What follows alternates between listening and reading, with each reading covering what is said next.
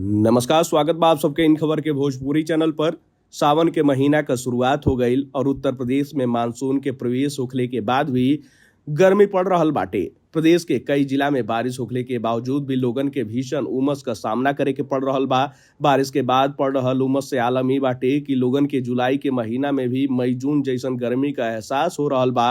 उमस भरल गर्मी के बीच मौसम विभाग द्वारा थोड़ा राहत भरी खबर दिहल गईल बाटे।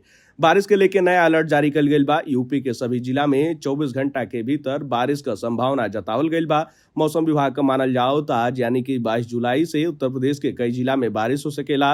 रविवार के बिजनौर, अमरोहा, मुरादाबाद, रामपुर, बरेली, पीलीभीत और आसपास के इलाका में बादलन का आवाजाही तो देखे के मिलल, लेकिन बारिश ना भइल। लेकिन 22 जुलाई यानी कि आज सहारनपुर, शामली, मुजफ्फरनगर, बागपत, मेरठ, गाजियाबाद, हापुड़, गौतम बुद्ध नगर, बुलंदशहर, अलीगढ़, बिजनौर, अमरोहा, मुरादाबाद, रामपुर, बरेली, पीलीभीत, शाहजहांपुर, संभल, बदायूं, झांसी, ललितपुर और आसपास के क्षेत्र में मेघ गर्जन और वज्रपात होने का संभावना जतावल गई बा।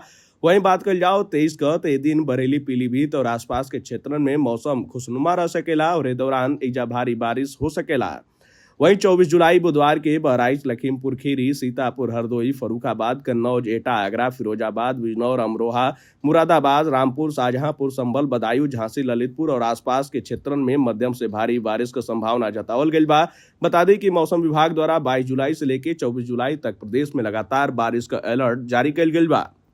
वहीं जब मानसून के एंट्री भइल रहे तो पूर्वांचल के इलाका में लगातार बारिश देखे के मिलल रहे। खासकर गोरखपुर, देवरिया, बलिया, बस्ती, कुशीनगर, मऊ के आसपास के इलाका में लगातार बारिश भइल, जेकरे बाद सड़कन पर जल जमाव और नदियां कई गो खतरा के निशान से ऊपर बहे लगली स, जेकरे कारण कई जिला में बाढ़ जैसन स्थिति उत्पन्न हो गई। सिद्धार्थनगर, बस्ती, गोंडा, महाराजगंज, गोरखपुर, कुशीनगर के इलाका में बाढ़ जैसन स्थिति उत्पन्न हो गई रहे। लेकिन मानसून का जैसे ही रफ्तार धीमा भइल तो उमस वाली गर्मी लोगन के सतावे लागल और अब लोगन के भारी बारिश का इंतजार बाटे।